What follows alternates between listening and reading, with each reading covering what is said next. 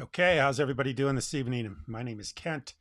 The date is December 21st, and it looks like we're about 6:30 in the p.m. here in San Diego, California.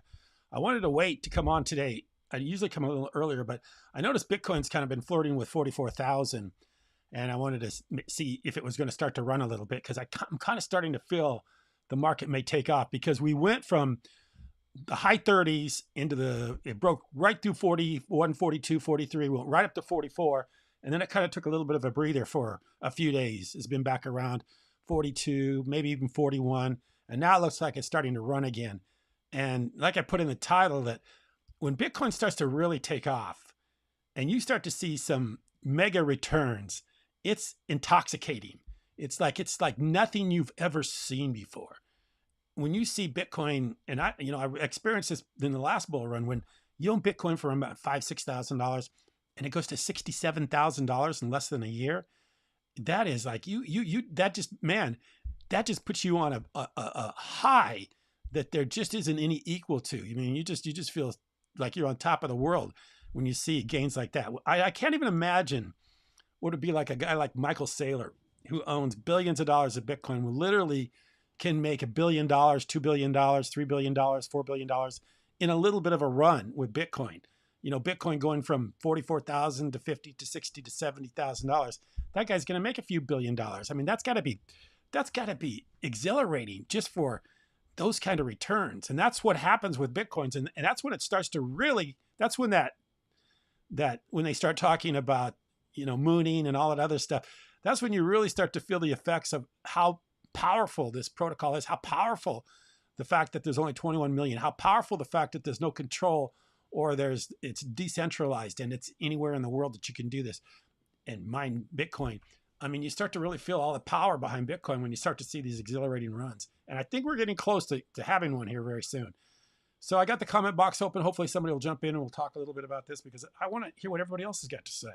I mean, I make my views known pretty much daily, and I'm feeling pretty good about Bitcoin, especially with the ETFs coming on very soon. Exchange traded funds, retail markets coming involved. Up until this point, we've been mainly just, a lot of people that are just Bitcoiners are buying Bitcoin. But now we're going to see, everybody buy Bitcoin through an exchange traded fund, which is BlackRock or Grayscale or some of these others. So I was just taking a look at some of the other stuff here. Let's take a look at, like I said, Bitcoin went over 44,000. Let's see if I'll refresh my page to see if we're still over 44,000. Move you over here a little bit, refresh the page, because it's still over 40. It got up to like 44,200 for a little bit. So I thought we were really going to take off. I was thinking maybe 47, 48,000, and we could do that hopefully maybe before Christmas. We're at the 21st. Nice Christmas present if we could get to about 45, 46,000 before Christmas. And of course, it's been here before. This is not new territory. I mean, the max on Bitcoin is, where are we at in the max on Bitcoin? It's like 67. The very highest I think it's ever been is like 60, right here it says 69,000. So that was 2 years ago. So going to 65,000, 67,000 would not be uncharted territory for Bitcoin. And if you're buying in at 44,000 and we're going to 60,000, that's a nice adrenaline rush. That's a real adrenaline rush. Let me see what the Dow's doing today. The Dow Jones Industrials, it's up a little bit. I mean, you got today, let me see what Bitcoin's been up today. Today, Bitcoin is up 1.3% in the last day. The Dow is up 0.87%.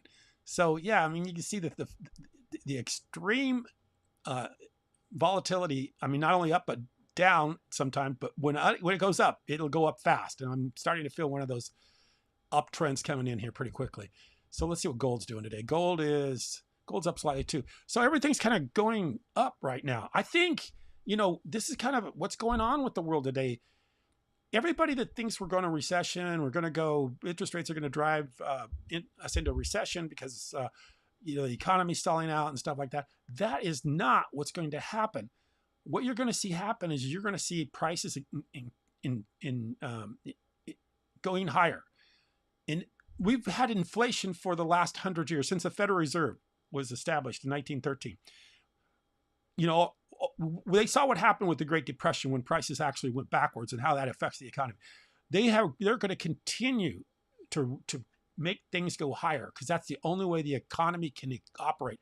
It operates on appreciation. It operates on inflation. It operates on things going increasingly more expensive as time goes on. And that's the way it's designed. That's what's built into every bit of the economy. What's built into it is the fact prices are going to continue to go higher. And that's, I mean, you may have dips, you may have times, 2008 financial crisis, you have times where things go down, 2020, but overall, the overall trend is that things get more expensive and get higher. And that's what we're doing right now. And that's why Bitcoin is so exciting right now, because it's a limited amount of supply and there's incredible demands on it right now. I'm starting to think that, I was reading some articles about the fact that they may have inventory problems because a lot of people hold Bitcoin in private wallets, in private digital wallets, hardware wallets that are offline. So if they start getting squeezed for Bitcoin, and a lot of that Bitcoin is being held in people with very strong hands that have held it for years, you know, how do you get them to bring it to the market so we can start to trade, because we don't have any inventory? You know, you're be out of inventory really quickly here with Bitcoin. You're going to get squeezed on inventory very fast. And I think the ETFs are going to do it. That's why you can't listen to these people that are chartists. People that watch charts and go, oh, we got a trough here, we got a valley here, we got a peak here, forget those people, because that throws away, that simply looks at one little indicator, which is the previous. They try to figure out from previous charts what's going to happen in the future. That does not work in this day and age, because, or this where we're at right now, because now we've got other variables being thrown into this equation, which are ETFs, halving, you know, the fact that countries are starting to being very heavily involved with Bitcoin. I see now where Javier Milei is starting to be very pro Bitcoin. He loves Bitcoin. In fact, he's starting to say that Bitcoin is going to be used. You can settle settlements. It says we ratify and confirm that in Argentina contracts can be agreed in Bitcoin. So now Bitcoin is going to start being part of their currency, part of their financial world, Bitcoin. And that's why regulators around the world cannot afford to sleep on Bitcoin, because countries like Argentina and countries like El Salvador are moving forward on Bitcoin. And if you're like in the United States, where we're being a little bit, you know, worried about the ETF, worried about what to do with it, you got, you know, some of these senators like, I can't remember the woman she ran for president. I'm trying to think from a name escapes me. Elizabeth Warren. You know, she's trying to put some stuff up about Bitcoin being only used for drug money and it's all this other stuff. So she's trying to get some legislation against Bitcoin. You can't have that, because if you sleep on Bitcoin, Javier Milei is going to build economies on Bitcoin. He's going to invite Bitcoiners to come down and live there, like El Salvador. If you got $1 million of the Bitcoin, you automatically get citizenship into El Salvador. So they're going to get these people in their country that are pro-Bitcoin. They're going to bring miners in. So this is, countries are going to they're going to get behind. It's like the arms race. Like if you're in an arms race with the military, you don't want to let the technology get ahead of your military. You don't want to lose, you know, if it's drones, if it's new missiles, if it's guidance systems, you don't want to lose out on that. Because if you get behind in that technology, you know, then you're going to the battlefield, you know, with one arm tied behind your back, because technology is ahead of you and you're behind.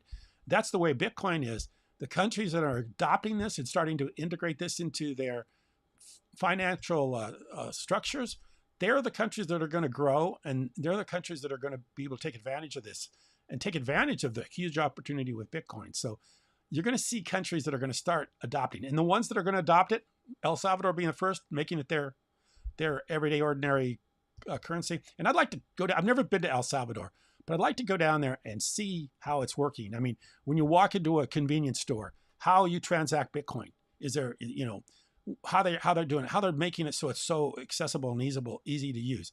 So I would like to go down there and see that. And right here, El Salvador offers citizenship to foreigners. Okay, right here, El Salvador offers citizenship to foreign Bitcoin investors. So if you're investing in Bitcoin, I think a minimum is $1 million. Like I said, they're keeping the riffraff out. But if you're a big Bitcoiner, they're welcoming you into El Salvador.